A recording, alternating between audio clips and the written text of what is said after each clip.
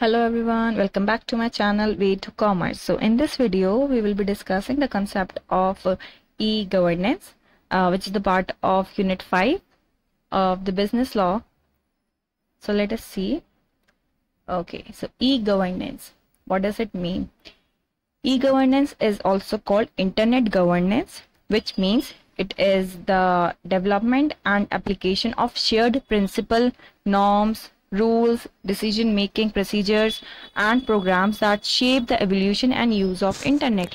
मतलब ये हमारे इंटरनेट को गवर्न कर रही वाली जो बॉडीज हैं उसे हम ई गवर्नेंस बोलेंगे। मतलब क्या चीज़ें ठीक हैं, क्या चीज़ें गलत हैं, क्या चीज़ें हमें फॉलो करनी पड़ेंगी और क्या चीज़ें हमें इंटरनेट पे रिस्ट्रिक्ट करनी चाहिए, कितना यूज़ होना चाहिए, अगर कोई गलती हो रही है किसी इंसान से, लाइक कोई क्राइम कर रहा है तो उसे हमें कैसे लेना चाहिए। तो वो सारी चीज़ें जो गवर्न होती हैं उसे हम बोलते हैं ई गवर्नेंस। इंटरनेट गवर्नेंस और e governance is the same thing, लेकिन एक चीज होती है e government. E government is different thing. आप ई गवर्नमेंट और ई गवर्नेंस से बिल्कुल भी कंफ्यूज ना हो।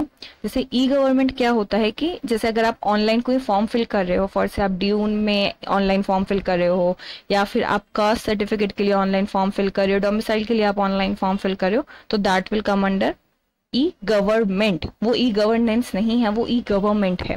ई गवर्नेंस वो होता है जहां पे आपका जो इंटरनेट है ना उसको रिस्ट्रिक्ट करने के लिए रूल्स, रेगुलेशंस, नॉर्म्स हैं, प्रोसीजर्स हैं, प्रोग्राम्स हैं, उसे हम ई गवर्नेंस बोलेंगे। Okay, so e-governance should not be confused with the e-government, which refers to the government's use of technology to carry out their governing duties.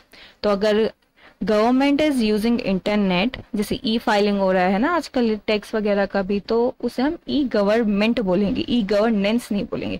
E governance बिल्कुल अलग चीज है जो आपके एग्जाम और sorry. Then who is governing your internet? No one person, no company, no organisation, no government runs the internet. For example हम ये नहीं बोल सकते कि इंडिया ने कुछ स्टैंडर्ड्स बना दिए वो ऑल ओवर द वर्ल्ड चल रहे हैं, नहीं। इंटरनेशनल स्टैंडर्ड्स होते हैं हमारे इंटरनेट को चलाने के लिए, ठीक है ना। तो कोई एक पर्सन या एक कंपनी, ऑर्गेनाइजेशन या एक गवर्नमेंट नहीं चला रही है इंटरनेट को। जैसे फॉर एग्जांपल WTO है, वर्ल्ड ट्रेड ऑर्गेनाइजेशन, उसके अंदर क्या आ रहा है? पूरे वर्ल्ड का जो ट्रेड है कैसे चलना है वो आ रहा है ना, वो हमारे वर्ल्ड ट्रेड को पूरा रिस्ट्रिक्ट कर रहा है, उसके लिए रूल्स रेगुलेशंस बन रहे हैं। ऐसे ही ई गवर्नेंस है, इंटरनेशनल लेवल पे है ये। और हमारा इंटरनेट कैसे वर्क करेगा, इंटरनेट के डिफरेंट डोमेन्स कैसे वर्क करेंगे, वो बताता है this e governance. So the internet is globally distributed network comprising many voluntary, interconnected, autonomous networks. It operates without a central government body.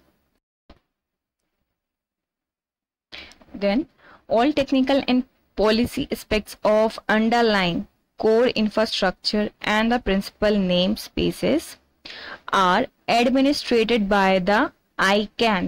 मतलब एक बॉडी बनी हुई है हमारी इंटरनेशनल लेवल पे, that is called ICANN, which stands for internet corporation for assigned named in numbers. तो इसका headquarter is in California.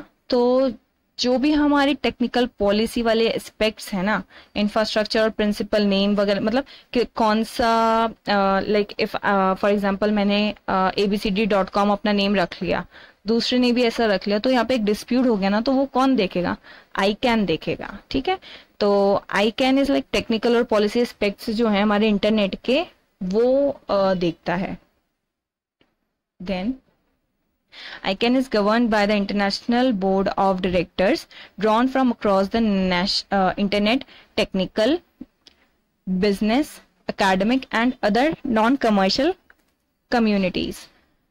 मतलब जो हमारा ICANN में फॉर एग्जांपल जितने भी उसमें मेंबर्स हैं ना, वो सिर्फ एक पर्टिकुलर कंट्री से या एक पर्टिकुलर बोर्ड से नहीं आ रहे हैं, वो अलग अलग जगह से आ रहे हैं। जैसे कुछ टेक्निकल डिपार्टमेंट से हैं, कुछ बिजनेसमैन हैं, कुछ एकेडमिक्स वाले हैं, कुछ नॉन कमर्शियल कम्युनिटीज हैं। तो मतलब जो ICANN है इसमें जितने भी मेंबर्स हैं ना, वो अलग अलग जगह से आ रहे हैं। वहाँ पे अलग अलग, हर इंसान का अलग अलग बैकग्राउंड है।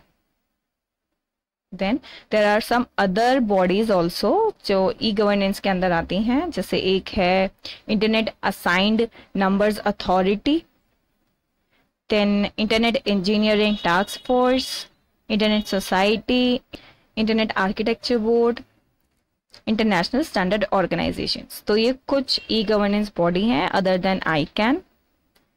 Okay, so that's all from this topic. I hope आपको ये टॉपिक अच्छे से समझ आएगा कि ई गवर्नेंस एग्जैक्टली क्या होता है और डिफरेंट बॉडीज कौन कौन सी होती हैं ई गवर्नेंस की।